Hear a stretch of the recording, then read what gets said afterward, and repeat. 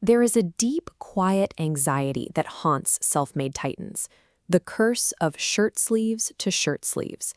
It describes a historical pattern where the vast wealth built by the first generation evaporates by the third.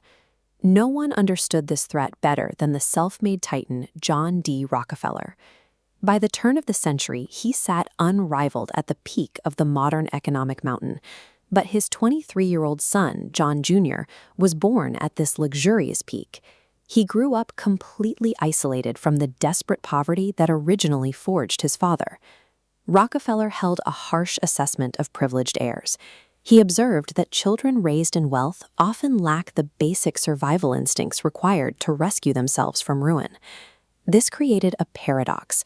The unprecedented fortune Rockefeller built was the exact mechanism actively destroying his son's ability to survive the world. To counter this, Rockefeller deployed a covert solution. Over the course of 30 years, he wrote a collection of 38 highly confidential letters directly to his heir. These letters were never intended for public eyes. Without the need for polished public relations, they reveal the unapologetic, ruthless nature of a predator. His core objective was purely psychological engineering. Rockefeller was attempting to artificially inject the relentless hunger of a destitute boy into the mind of a billionaire's son. To preserve his empire, Rockefeller dropped the protective mask of a father and confessed to his son exactly what kind of conqueror he truly was. Rockefeller's letters reveal a doctrine that drove his entire career, an absolute rejection of passive luck in favor of a strict adherence to cause and effect. He operated on a defining philosophy: luck is the remnant of design. To Rockefeller, favorable outcomes are systematically engineered. You gather resources, you map your environment, and you wait for chaos to fold into your structure. He applied this logic during the Cleveland Massacre. Operating in an overproducing oil market, Rockefeller refused to compete fairly. Instead, he systematically absorbed 22 out of 26 rival refineries in less than 2 months. Rockefeller didn't participate in open markets. He conquered them by designing environments where his victory was the only mathematical possibility.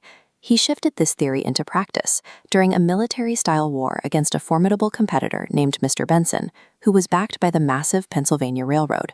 When Benson attempted to build an independent oil pipeline, Rockefeller launched a multi-pronged attack. First, he acquired long, narrow strips of land along the state border to physically block the pipeline from advancing. Second, he secretly placed massive orders with the manufacturers of oil storage tanks. By hoarding the capacity, he left Benson and his allies with literally nowhere to hold their product. This extended to a deliberate, high-stakes blow. Rockefeller ordered his own Pittsburgh refineries to shut down entirely. He purposefully starved the Pennsylvania Railroad of freight revenue, squeezing their margins until they cut wages, triggering violent labor riots that burned their own locomotives. His strategy wasn't to outcompete opponents on price. He drained their resources from so many unexpected angles that total surrender became their only logical choice.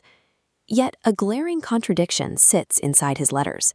The same man who ruthlessly starved external rivals was deeply beloved and respected by his internal employees. This wasn't an accident. Rockefeller held a very specific assessment of humanity. He told his son that I is the religion of every person, that everyone is driven by their own self-interest.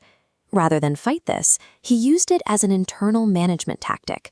He shifted the company culture so that we replaced I, aligning his employees' individual ambitions with the company's success. To Rockefeller, offering workers respect and warmth was a high-performance tool. He treated dignity as a lubricant to remove friction from his industrial machine. In his final years, Rockefeller wrote a letter reflecting on the single, terrifying moment that decided the trajectory of his entire life. Decades earlier, a young Rockefeller found himself trapped in a frustrating partnership with an arrogant, weak-willed businessman named Clark. Recognizing Clark was a stumbling block, Rockefeller initiated a high-stakes blind auction to buy him out. He risked his entire life's work on this single bet. The bidding climbed higher and higher, finally reaching $72,500. Rockefeller was terrified, but he refused to show it, placing the winning bid and securing his absolute control. Surviving that auction proved his hard-learned rule to his son: the scale of your wealth is directly proportional to the scale of the goals you are willing to risk everything for. Rockefeller left John Jr. with a scathing view on failure. He observed that weak individuals constantly manufacture excuses to explain their lack of results, rather than taking accountability for their position.